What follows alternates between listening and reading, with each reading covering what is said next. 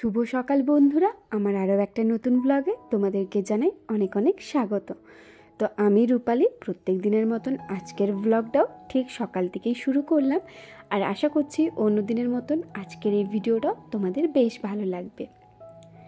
এখন স্নান করে সোজা চলে এসেছি ছাদে, আর ছাদে এসে প্রথমে আগে ভাবলাম জামা প্যান্টগুলো মেলে দিই, তারপরে না হয় সবজিটা কেটে নেব, কারণ আজকে মাথায় জল দিয়েছি তো, আর রোদটাও দেখলাম কিন্তু বেশ ভালো উঠেছে। তো ছাদে বসে বসে যদি আমি সবজিটাও কেটে নিই তাহলে আমার চুলটাও শুকিয়ে যাবে, ওই জন্যই আর কি ছাদে সবজি নিয়ে আর কাপড় নিয়ে আমি সোজা চলে এসেছি। আর আজকে রোদটা দেখে এতটাই ভালো লাগছিল যে কি বলবো, কারণ এই রকম রোদ খুব একটা এই শীতের সময় দেখা যায়নি।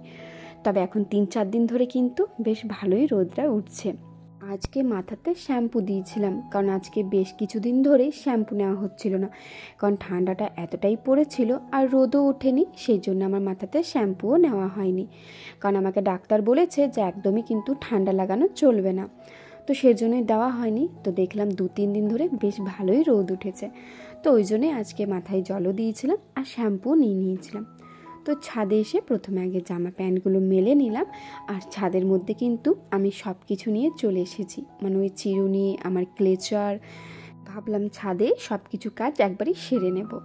তো এখন চুলটা আমি ছাড়িয়ে নিচ্ছি, আর এত পরিমাপে চুল উঠছিল নিজেরই দেখে চোখে জল বেরিয়ে যাচ্ছিল, কারণ চুলটা দিনকে দিন পাতলা হয়ে যাচ্ছে, আর চুলের প্রতি না আমার একটাই অন্যরকম ভালোবাসা আছে। তো চুল যখন ওঠে আমার খুবই কষ্ট লাগে, তো কি আর করা যায়, এইসব জিনিস তো আর আটকানো যায় না।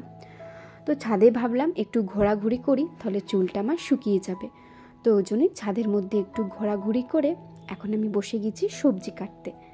আর আজকে সবজি হবে সজনে ডাঁটা। তো আমি একবারই সজনে ডাঁটা, আলু, বটিটা, তারপরে ঝুড়ি সব কিছু নিয়ে চলে এসেছি।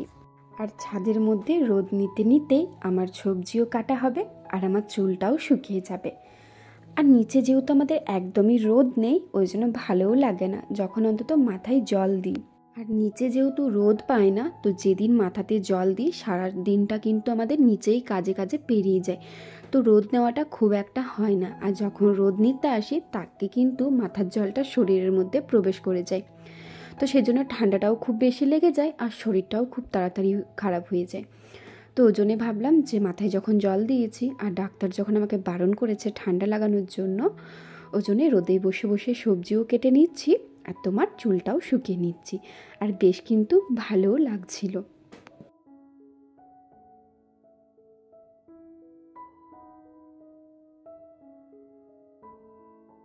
এখন তো আর সজনে ডাঁটার সময় নয়, তবে আগের মতন কিন্তু এখন আর সেরকম কোনো ব্যাপার নেই যে তুমি শুধু শীতের সময় শীতের সবজি পাবে আর গ্রীষ্মের সময় গ্রীষ্মের সবজি পাবে।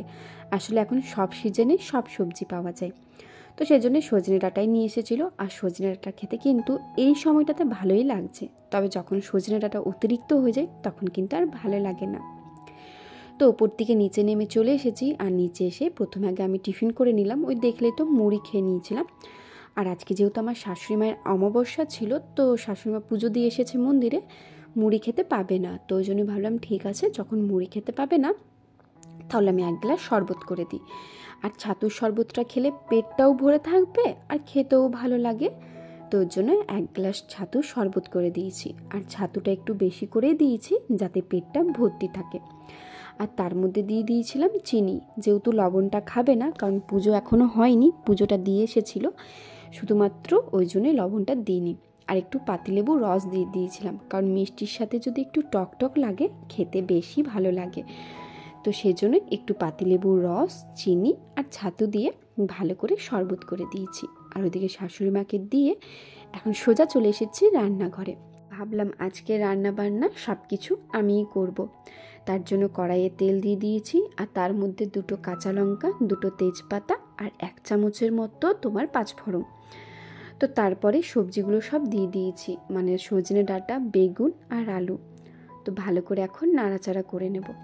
আর আমি কিন্তু সজনে ডাঁটা রান্না করতে একদমই জানতাম না, আর বলতে পারো এই প্রথম আমি সজনে ডাঁটা রান্না করছি, যদিও শাশুড়িমা কিন্তু সব কিছু বলে বলে দিচ্ছিল যে কেমন করে কি করব না করব।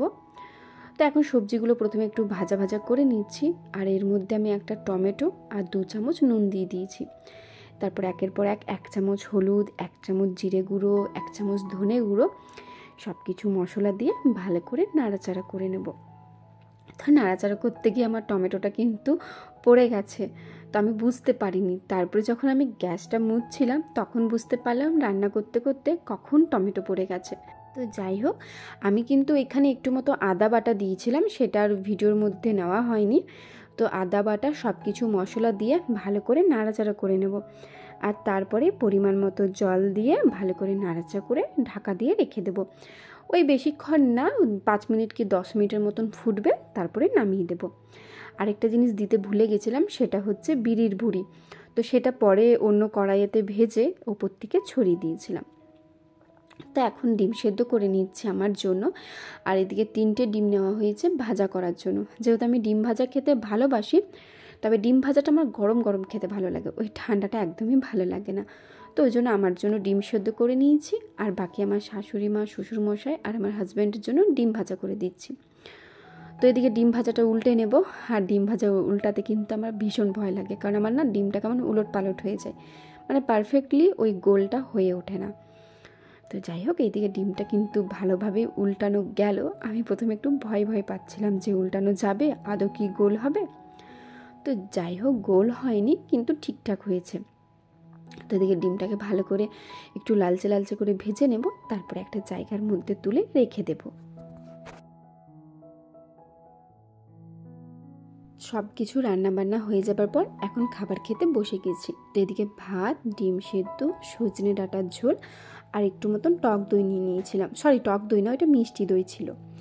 তারপরে দুপুরে ঘুমিয়ে পড়েছিলাম, আর যেহেতু কোনো কাজ বাজ ছিল না, তারপরে ঘুম থেকে উঠে সোজা চলে এসেছি রান্নাঘরে। আর এসে সারপ্রাইজ হয়ে গেছি, এসে পরে দেখি আমার শাশুড়িমা পিঠের জন্য সমস্ত কিছু জোগাড় যন্ত্র করে রেখেছে। ব্যাস অমনি আমিও লেগে পড়লাম পিঠে করতে। আর পিঠে করতে কিন্তু আমার খুবই ভালো লাগে। তো এখানে বেগুনের যে ডাঁটটা আছে, ওই ডাঁটটা দিয়ে ভালো করে প্যান ফ্রাইটার মধ্যে তেলটা বুলিয়ে নিলাম, যাতে পিঠেটা খুব তাড়াতাড়ি উঠে যায়। আর এইটার মধ্যে ব্যাটার দিয়েছিল তোমার ওই আতপ চাল ছিল মনে হয়, আর একটু বিউলির ডাল ছিল। তো এগুলো ভালো করে পেস্ট করে তার মধ্যে মনে হয় একটু কাঁচা লঙ্কা আর আদা দিয়েছিল। তো রেসিপিটা আমি না হয় অন্য কোনো দিন শেয়ার করবো, যেহেতু আমি জানতাম না যে আজকে পিঠে হবে বলে। তো এদিকে পিঠেটা ভালো করে গোল করার জন্য ওই মর্টিনের মধ্যে যে একটা লোহা টাইপের বা কিছু একটা দেয়, স্ট্যান্ড যেটাকে বলে, তো ওই স্ট্যান্ডটা দিয়ে ভালো করে তোমার গোল করে নিলাম। তবে ওই স্ট্যান্ডটা কিন্তু আমরা একদমই মর্টিন ব্যবহার করি না, ওইটাতে এই পিঠে করার জন্যই, মানে পিঠেটাকে গোল করার জন্যই রাখা হয়েছে। আর পিঠেটা হয়ে গেলে কিন্তু ওইটা ভালো করে ধুয়ে রেখে দেওয়া হয়। ওটা কিন্তু একদমই মানে ভালো জিনিস, খুব একটা খারাপ নয়। তো যাই হোক, তো এদিকে পিঠে করা আমার হয়ে গেছে। আর এইটা প্রথমে করেছিলাম, আর প্রথম পিঠে দেখো ঠিক কেমন হয়েছে, মানে পারফেক্টলি গোল হয়নি। তারপরেরগুলো আস্তে আস্তে গোল হয়েছে, মানে 2টো পিঠে মনে হয় নষ্ট হয়ে গেছে, বাকি সবগুলো কিন্তু একদমই ঠিক হয়েছে, সেটা তোমরা দেখলেই বুঝতে পেরে যাবে। তো পিঠেগুলো করার পর আমার খুবই খিদে পেয়েছিল, আর আমি এখন বসে পড়েছি 2টো পিঠে আর 1 কাপ লিকার চা নিয়ে। তো এখন বসে বসে আর টিভি দেখতে দেখতে আমি 2টো পিঠে আর 1 কাপ লিকার চা খেয়ে নেব। আর পিঠে খেতে কিন্তু আমার চা দিয়ে বেশি ভালো লাগে, তবে শীতের সময় একটু যদি ঝোল গুড় বা খেজুর গুড় হয় তাহলেও ভালো লাগে। তো যাই হোক, এইভাবেই শেষ হয়ে গেল আজকে একটা দিন। তো যদি ভিডিওটা ভালো লেগে থাকে অবশ্যই কিন্তু পাশে থেকেও আর সাপোর্ট করো, কারণ আমি তো ইউটিউবে একদমই নতুন, তোমাদের সাপোর্ট ছাড়া কিন্তু একদমই আমি আগে এগোতে পারবো না।